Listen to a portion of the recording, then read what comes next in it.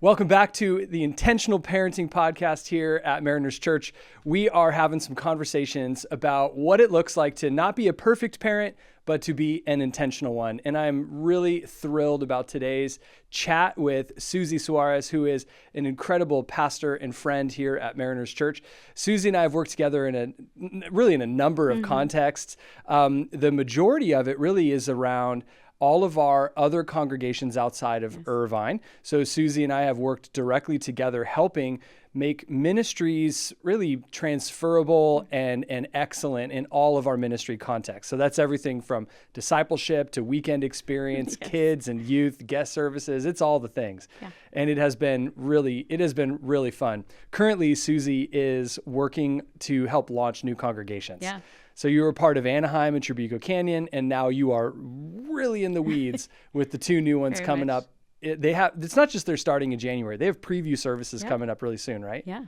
December, here we come. December. Oh my gosh, that's so amazing. So those are in Yorba Linda and in San Clemente. Correct. Yeah. Yeah. Before we jump into all the other stuff of today, just what are you so excited about with what Jeremy, Gavin, and team are kind of building? They are really building incredible teams right now. We are going to be launching with volunteers that are just super excited to be able to bring church to their own community. Yeah. And it makes such a difference. You know, the farther away we go from Irvine, the bigger the impact to be able to bring people to church who live in your own community. So. Yeah. I'm just super excited for them. They've worked so hard to build up their teams, and I think the momentum right now is just a runaway train, really. Yeah, it really has been such an amazing story. Like listening to both of them talk about opening their homes for interest meetings and finding and fostering volunteers who are going to shoulder the weight of launching a new church in a city. Opening up their own homes is such an amazing picture of what the church is supposed to be. It really is. Yeah. I mean, we all, we love that it's a campus and buildings, but that isn't what the church is. The church is the gathering of God's people. Sure. And they're already doing that. And so they'll have Christmas services. They will. And then January, we're off and running. Yes. It's going to be super fun. Yes, it will. It'll be a lot. It'll be awesome. But today, Susie, I wanted to spend some time with you because of the other hat that you wear. Yeah. We all wear lots of hats, but the other hat that you wear, which is overseeing our special needs ministries here. Remind me how long you have been doing that. It's been several years now. Yeah. I mean, a little over 3 years here at Mariners. I feel like God really invited me into that about 17 years ago. Mm-hmm. So it's been a fun and wild journey. Yeah. Would you give us some background on the 17-year story? Yeah. So my husband, Alex, and I, we've been married 27 years. We have 3 adult children. And our youngest son, when he was 3 years old, he was diagnosed with autism. And so up until that point, our family had been involved in ministry. I had been working in full-time ministry. And all of a sudden, it was like, what do we do now? We weren't sure how to incorporate Ethan into church in that moment. And so recognizing we have this little 3-year-old who is, all kinds of live wire all the time, trying to keep him safe and alive. And what does that look like in the church context? And so we kind of took a pause and we got to figure this out. We're not sure how this is going to work. And so I actually left where I was working at the time, and we started to explore what are the options for our family right now, which led us to the next church that I ended up working at. And it was just a beautiful opportunity for us to be able to include Ethan into what God had already done for our older 2 children, just seeing them be a part of church and now having a new space for that to take place. Oh my gosh. There's so much there. And I want to go back.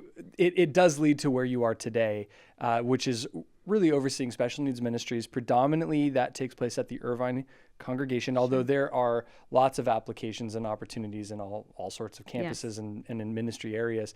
And this has been, you mentioned about a 3.5 year story, one of the most beautiful, fast growing, passionate group of volunteers that we have, filled with adults and students who are buddies and event leaders. We just had Dancing Without Limits just a couple weeks ago. Yeah. It's one of the most special things I believe our church does. It really is. Would you brag about it just for a couple minutes? Oh my goodness. I mean, I think that's just what heaven's going to be like. I imagine that red carpet where people who are normally overlooked in the community are celebrated for who they are, for who God made them to be. And watching each participant walk down that red carpet with, sometimes some of them were a little timid at the start, and then you see them warm up as they get toward the end, and just watching everyone cheer and clap for them. It was just such a beautiful picture, I think, of what heaven will be like. Yeah, it is. It's not only a party, it is the most beautiful party that's ever been thrown. The red carpet is, you're right. I have photos on my phone from every year. Yeah. And I show my kids. If I haven't been able to bring them to that one, I show pictures because I want them to see the joy of the special needs adults that are there, but also everyone else who is there going, we get it. We're in on the great secret of what the kingdom of God is really like. For sure. Yeah, it's so fun. And then as well, we have ongoing programs. We have ministry opportunities for people. Would you give us just a little overview of that? And then we'll kind of go back into your own story a little bit. Yeah.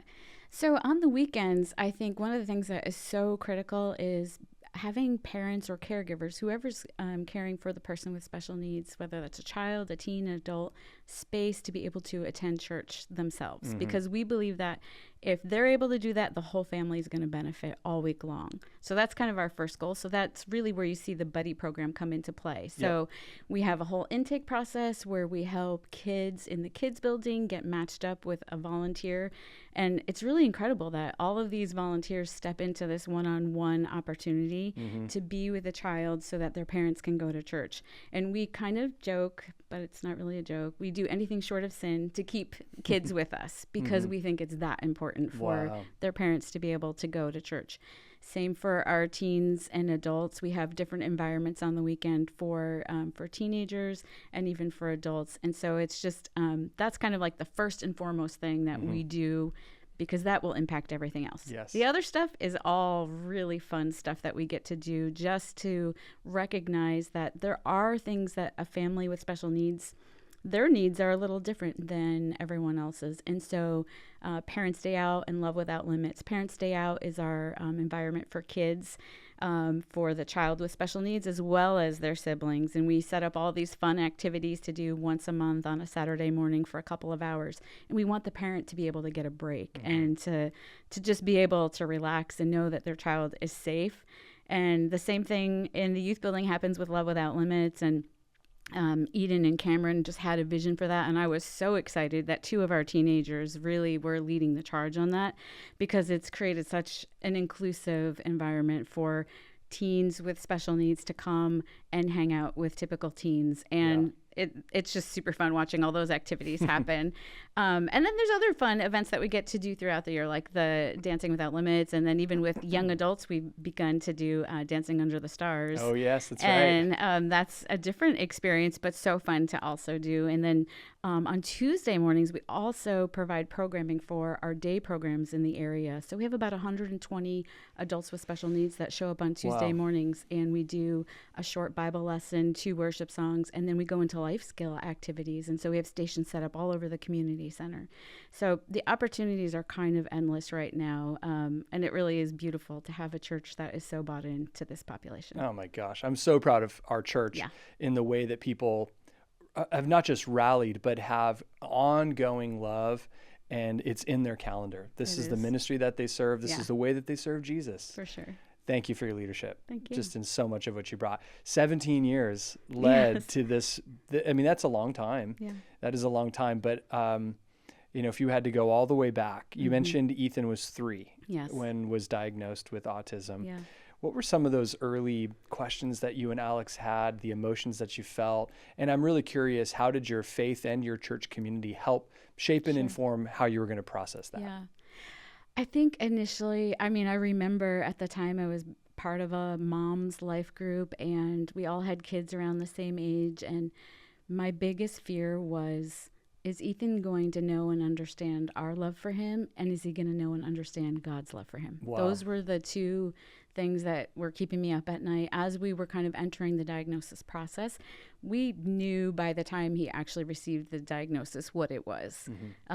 He was on a wait list for a really long time. And so during that time, I felt like God's grace to me was allowing me to process, hey, this isn't the death of anything other than your own dreams and expectations.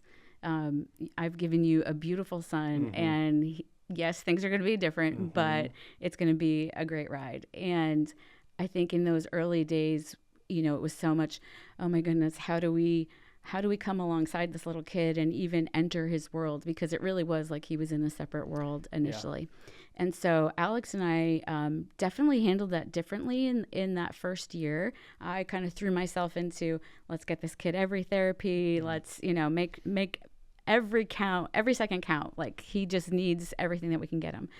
And my husband was totally supportive of it, but he was kind of like, yeah, he'll get some therapy and he'll be okay. And at the end of the year, it was like, I think we've only moved the needle a tiny bit forward as far as being able to reach Ethan really in ways that connected with him. And so it was a lot of grieving in those early days of like not understanding our own expectations. We had these two kids who were, just so full of life and so full of energy, and trying to keep life normal for them at the same time of adjusting to, we just need to keep this kid alive. I mean, he was just, the things he would do. When I look back, I'm like, oh, Jesus, you have really protected us, and you have protected Ethan from climbing out of second floor windows, being missing for 20 minutes, like completely missing, with 3 police departments looking for him. All kinds of like crazy scenarios like that, where you're just in this constant state of crisis, really. Right. Like, and what is this? Is this what life is going to look like? And so those early days, I think we were hanging on to Jesus so desperately, like, just give us the strength for the next day. And I think there were times where, he didn't sleep for 48 hours, and then all of a sudden he would sleep. So we were kind of on this every other day schedule of sleep. And so just even trying to maintain life in that scenario was kind of crazy. And so really, I think for us, our family, our church family around us was what kept us alive in those moments where I would have people just show up and drop coffee at my house. I'm a big coffee drinker. Thank you, Ethan. And, it just let me know, like, oh, somebody else sees me right now.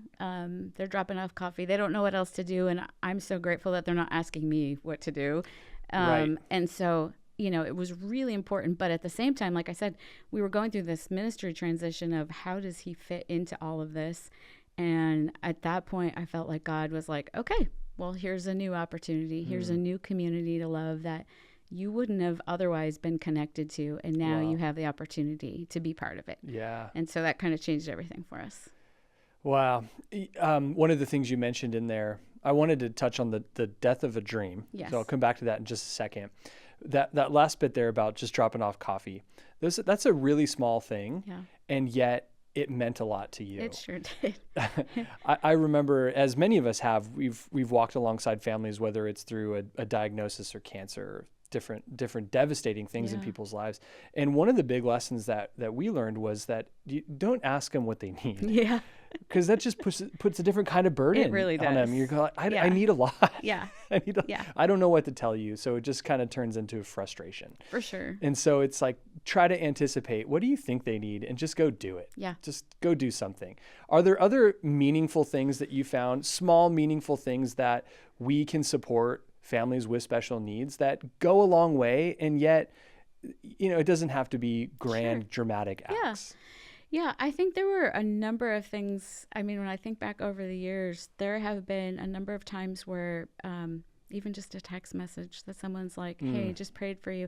I actually had a situation with Ethan where, he was diagnosed later on with epilepsy at 7, and about 4 hours before he had this massive seizure, someone texted me that God woke them up in the middle of the night to pray for our family, and she didn't know why.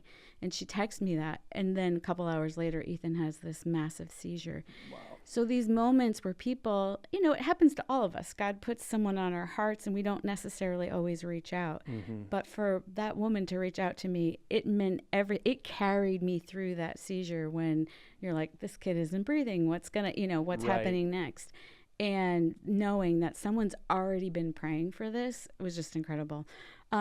People have dropped off meals for us. I mean, all kinds of like things over the years where We had a life group years ago that took our kids, all three of them, at Christmas time to this amusement park. And they were like, we just want to, as a life group, we want to give you guys a couple hours to do something fun. And so you guys go do whatever you want to do, but we're going to take the kids to an amusement park.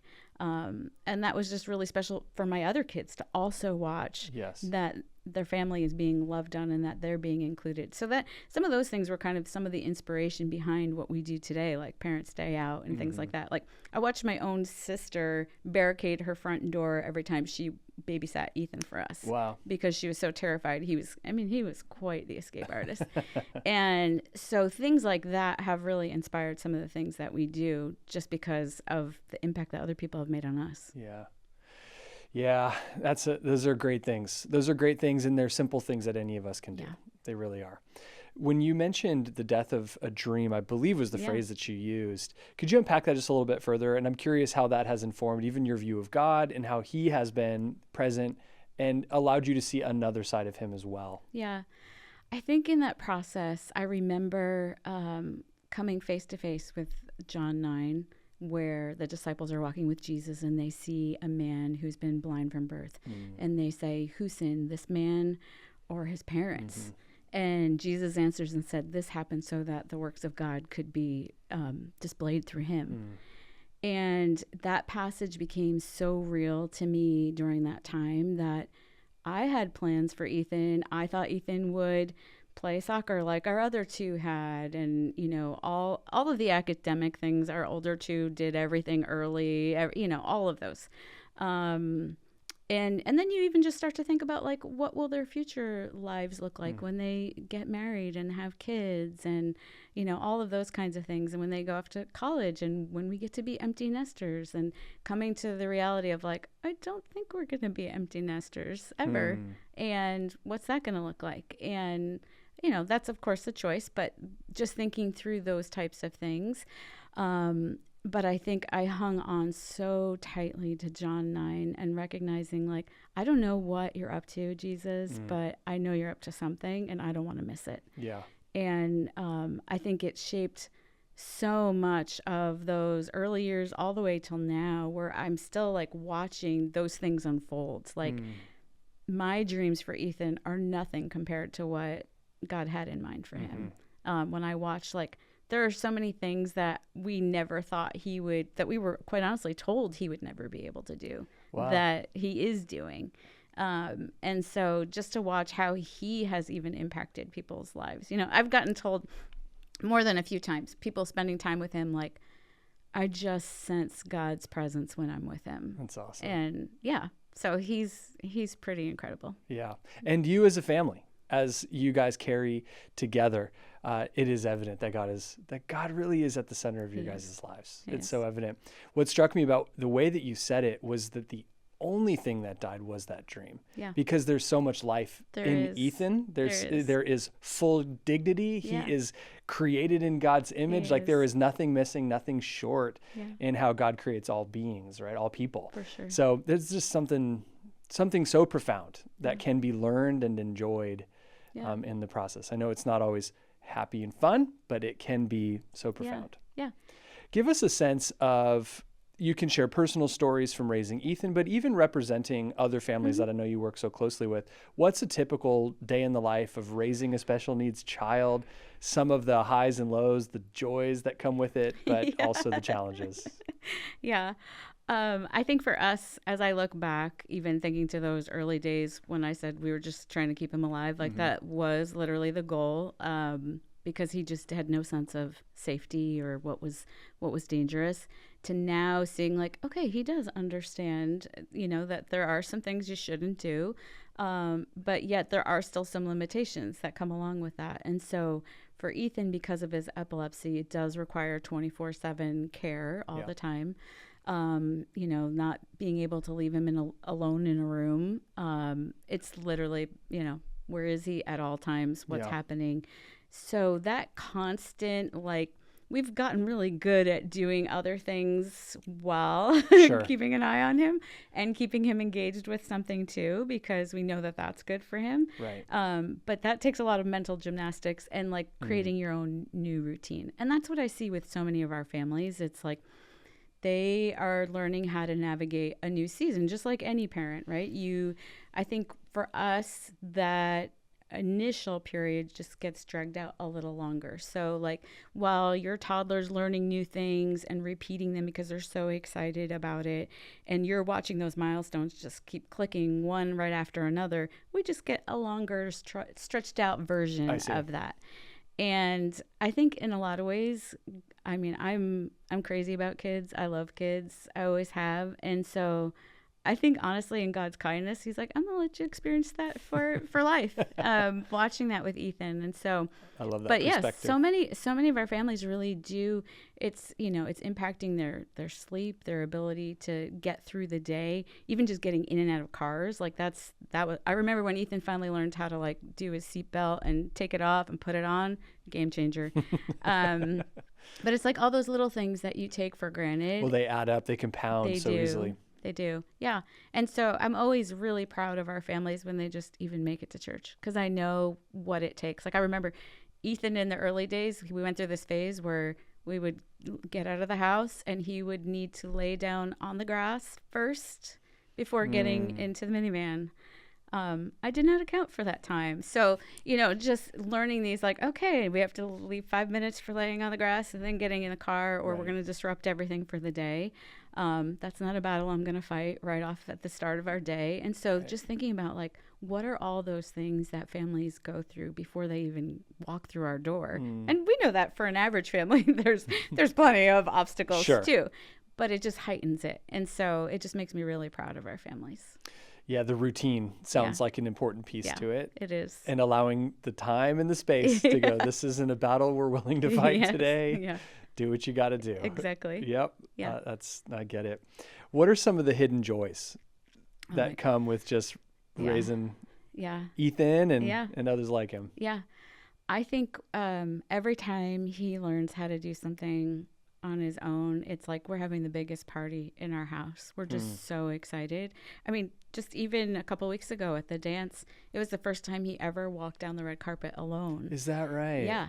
And at the end of the night, somebody sent me the video, and I hadn't even realized that he was high-fiving people as he went down the red carpet. Wow. And so it's like a moment where you're like, wow, okay, I didn't think that was going to happen. I remember a day where, like, if he wasn't attached to us, he would run into a street or things like that. And so to think, like, now he understands what it means to walk down that red carpet is so beautiful. So I think there are far more celebrations over the littlest things. Yeah. And that is just a gift really every day. It takes time though to be able to stop and notice them. Sure. And so I think that is one of the things that gets in the way for me sometimes, is I'm so on go, go, go, do the next thing, get to the next thing. And if you don't slow down, you miss these moments of, oh my goodness, he just poured juice in his cup for the first time. There's a little mess on the counter, but like he poured the juice. Yeah. And, all those little things that if you're in a hurry, you'll miss it. So I think it's really been slowing down to enjoy those little gifts. And to the intentionality behind when one of these milestones happen, as simple as pouring juice, walking down an aisle by himself. Yeah. The intentionality is to stop and say, this is worth celebrating. It absolutely is. Your story made me I'm tearing up.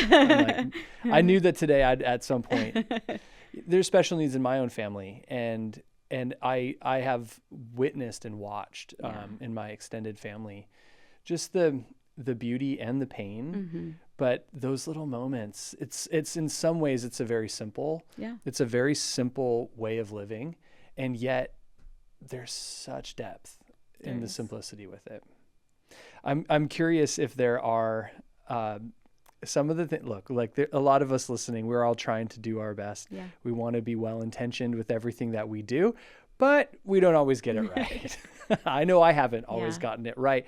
What are some of those examples of things where people, well intentioned, I'm not trying to put anyone on blast, but they do things that they think is helpful, and yet it's really not, or perhaps it's frustrating, maybe it's annoying, or at worst it's adding to burden as Sure. opposed to doing what they think that it's doing. Are a couple examples coming to mind? Yes. She pulls out her phone. Yeah. The list is, no, I'm just kidding.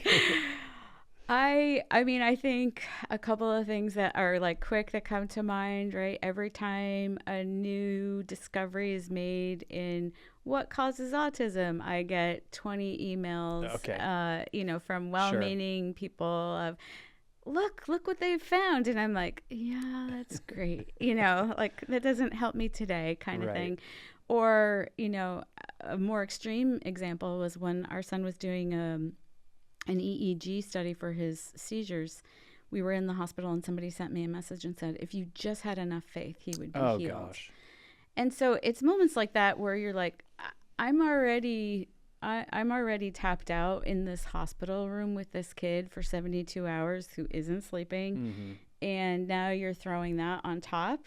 And I think, the person meant well, but we all have to wrestle through our own journey with Jesus on what does it even mean? What does the theology of this even look like Sure. for my child to have special needs? And I think it really has to do with where you believe healing comes in. And so for me, like, I think the healing has been more for us, for my husband and myself, and even for our other kids, of the expectations that come along with this is what we think his life should look like, and realizing that actually we're the ones that need Jesus's healing every single day. Mm-hmm. And we may not see his physical healing on this side of heaven, but what a joy that'll be on the other side. Yeah.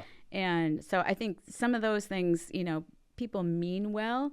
Another one I would say is because Ethan uses a device to communicate with us, people will approach and then he doesn't answer right away. And then they fill the space with what they think. And I'm like, just hold on, wait an extra 10 seconds. Like he Right. will respond. And then it just creates an uncomfortable interaction where you're like, okay, well, you just dismissed my kid. And Sure. and I know like it was just that uncomfortable moment. Yeah, when we feel awkward. Right. And Yeah. it's like, just hang on, slow down. It's okay. But I'm never offended by questions. I'm never offended by, That's great. like I've had little kids when Ethan was younger that would approach and see him with the device and say like, why does he use that to talk? And just being able to answer specifically in assessing that child's age and what they can understand in that moment. I'm so grateful that parent, we were in a mall, and I'm so grateful that parent allowed her daughter to approach my son and ask that question. Yeah. And she was kind of like, oh, that's cool. And, walked away like it was no big deal.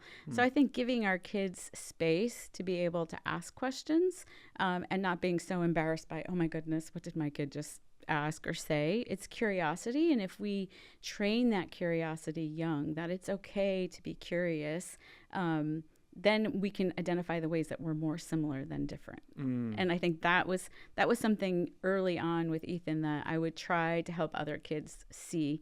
There's more similarities than differences. Yeah. Yeah, there are.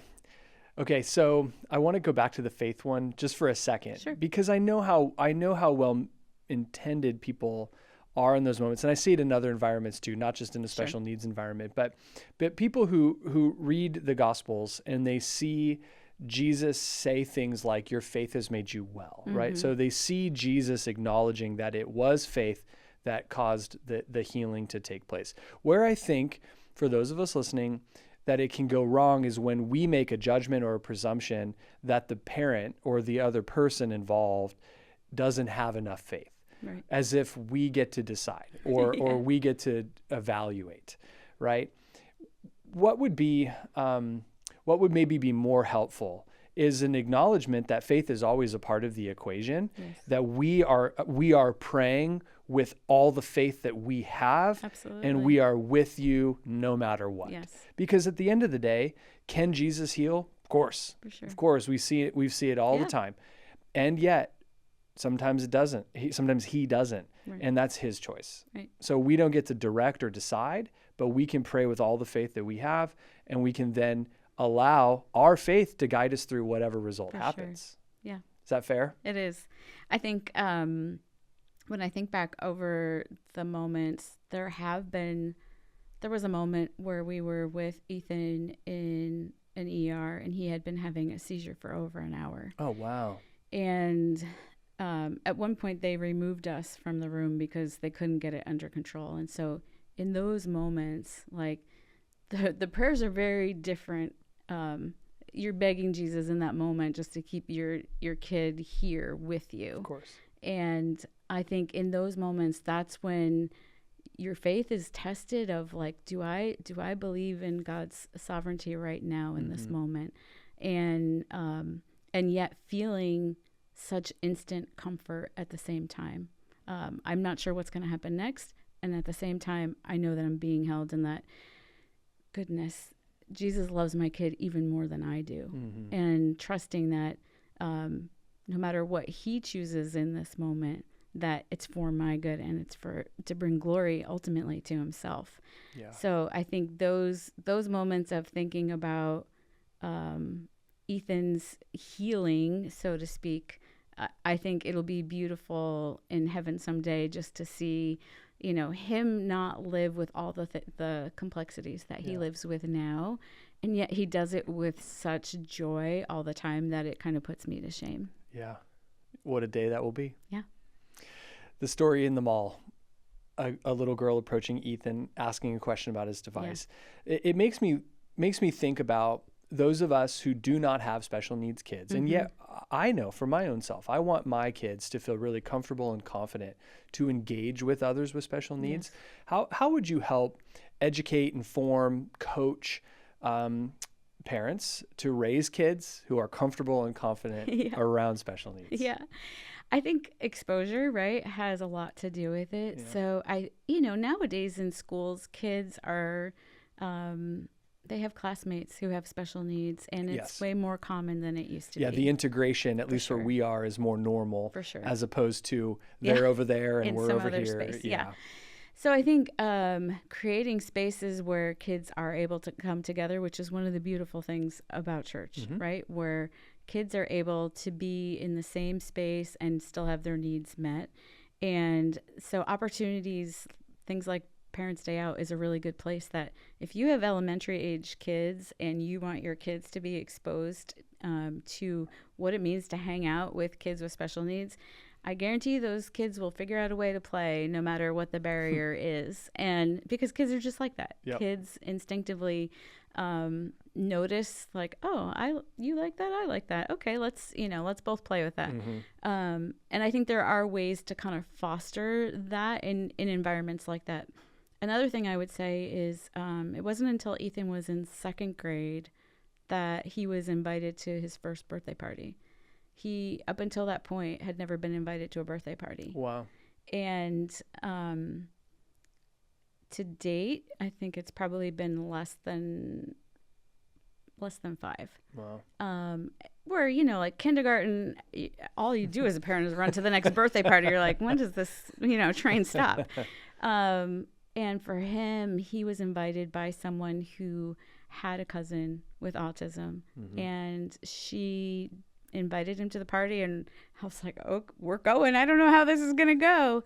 And she really did treat Ethan with like white glove service. Like she chose him to do everything that as a birthday girl that she wanted to do, to sit in the birthday throne and on the bounce houses and all of that. She kept selecting Ethan to do it with her. And I don't think my husband and I ever cried more than we did that day watching this little girl love our kid.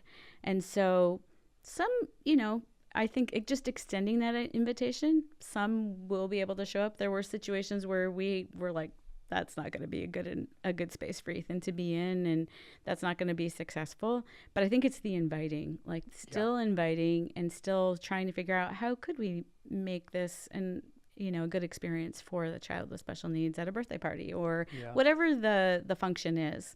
And I think that in general, I would say that's one of the things for us that we've told people close to us over the years is like, please don't stop inviting us. We may not be able to come, but just knowing that the invitation is being extended, and if there's a way for us to make it happen, we will.